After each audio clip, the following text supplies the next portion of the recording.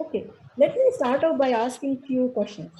Have you ever been asked, do you have a gap in your resume, and or why did you take the break? Or hey, you are not an engineer. It's not our policy. Sorry, we cannot hire you. I believe we were talking about this problem just in the panel discussion before this, right? Other than this, have you also been asked, hey, you are not visible, you're not known, people don't know you, the leadership doesn't know you, hey, I cannot recommend you for promotion, you don't build relationship, you don't network with the people. Does this sound familiar? And have you also struggled to establish your brand? I have, within the company and outside also. Have you also heard, whispers that, hey, she is promoted because of DEI. Hey, she's hired because of DEI. And in my 20 plus years of industry experience, I have heard all of these and much more. Today, I am going to share some stories from my life on how did I overcome this. To start off, in I was in Lucknow. I am born and brought up in Lucknow, where I have done my graduation, which is Bachelor of Arts. And after that, I started because I was a very shy person and introvert. I was having great difficulty to find something, but eventually I landed up as a primary school teacher. At the same time, I was also doing some free computer course from government, and I was teaching MS Office in a computer institute to elderly, because computers were just introduced actually that time. And so after doing that for a year and so, I started looking for some software engineering, but Lucknow, and that too in 2000, 2000 or something, right? It was very difficult. So I started working with an individual who was trying to build a website. And I did that for 1.5 years, gained really good experience. After that, my parents moved to Bangalore, and here I thought, let me just do some professional education. So I enrolled myself into DOAC B level, which is equivalent to MCA. I finished that in 2 years and 3 years. After that, I started looking for job. 5, 10, 15, 20, 30. After so many interviews, also, I was not able to find anything. And everywhere I hear the same thing, what I have mentioned to you. Hey, you have a break. You're not an engineer. You have not done, BTech. This is not our policy. And so much. I was so tired hearing all those comments, but I kept improving my skills. And I kept improving my programming and my business logic.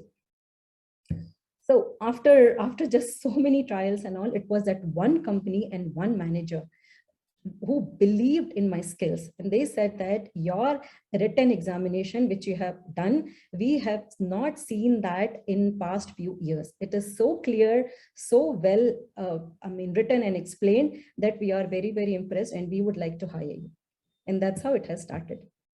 And this was in 2003, when we did not have DI initiatives, when we did not have a woman back to work, or after taking a break, we did not have any of these.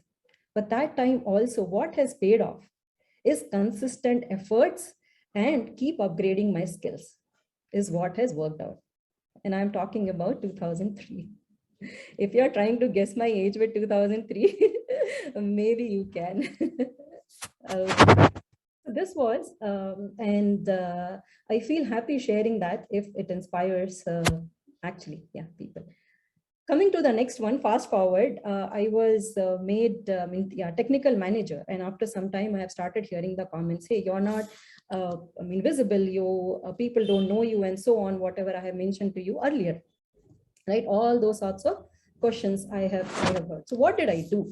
Did I start going to the parties, or did I start like someone in the panel before that was saying, because men has all those advantage, but we probably can't do all that. So did I start all that? No, I did not start all that. But I started doing some different things, which is, first I expanded my network on LinkedIn. I started liking, commenting, sharing relevant posts, which will actually help people to increase my visibility on a professional platform. Then I started asking right questions in all hands. And in manager forum, in the leadership, forums, and in staff meetings and all, where everybody else used to be very, very shy that, oh, okay, how do I ask a question and all that. So I started doing all those, right? And I started participating in internal and external events. I would propose myself as a host or as a participant so that people start noticing me. I started communicating the value which I am bringing to the team and to the company. This is very, very important. It might sound very small, but it's very important. Uh, I can quote example. There was a floor cleaner in a car company, and he was asked, hey, what do you do? He said, I am helping your engineers making cars faster and better. He said, you are just a floor cleaner. How are you helping engineers? Then said, I am keeping the floor clean and I am making sure that the environment is a clean environment, happy, hygienic environment. So your engineers are feeling happy. They feel more productive. They are efficient and hence they are able to do their job faster. A small example, right? Another one, I am working on some application called some config engine in my in my company right now. But if I say to somebody, hey, I'm working on config engine, will anybody understand the value which I am bringing? No, beyond my team, nobody will understand that. But if I say that I am helping VMware sell its products in a SaaS and subscription model by creating a framework which allows real-time product configuration from my team till CEO, everybody will be able to understand the value which I'm bringing. So it is very, very important to make sure that you are communicating the value which you are bringing to the table. Apart from that, I started coaching and mentoring the people who are working with me and who need it. And apart from helping others, I also invested time in identifying a right mentor, coach, and a sponsor for me. Sponsorship is very, very required. Everybody would actually try to help you. They will guide you. They'll say, oh, okay, please do this, please do that, or please try these. 10 things and all. But Harvard Business Studies also says that women are less likely to get the sponsorship. So find a sponsor who can recommend you for promotion, for elevated roles, and for different roles and so on. So these are some very small and practical tips and all which I would like to share, which has improved my visibility in the company. How did I establish my brand? Right? For women, traditionally, it is difficult to establish a brand. But first of all, we need to identify our niche, what we want to. Do we want to be IC? Do we want to be technical architect, domain architect, functional architect? What do we want to do? Right? And then after that, we need to start working towards that particular journey. I have started presenting business in the forums. I tried formulation. I went strategy trainings, and I started proactively identifying the solution of the problems and start presenting that. But initially I started small. First I would present to my peers, then to my manager, then to the small groups, because if we go present in a wider group and then if we are not accepted there, then we get disheartened for the next time. So it's very important to take baby steps and then get started. I am also very passionate about people with disability space. And I have established myself as a thought leader here. How? By identifying creative solutions to the problem. One example, I see that everybody was trying to train people and try to hire people with disability. And all of us were doing same thing, but in our own space. So I created a consortium of like-minded organization, multiple MNCs. I'm heading that as of now. And we are trying to do strategic things to make a difference in people with disability space. And that's how I have established myself as a DEI leader also, right? So, and there could be n number of things which we can do. Start small with some practical, few things which you can do very, very easily in your space. So with that, if I have to leave, because I think we have a short of time, that what are the 3 things which you can start doing very, very easily? First, please start connecting with the people.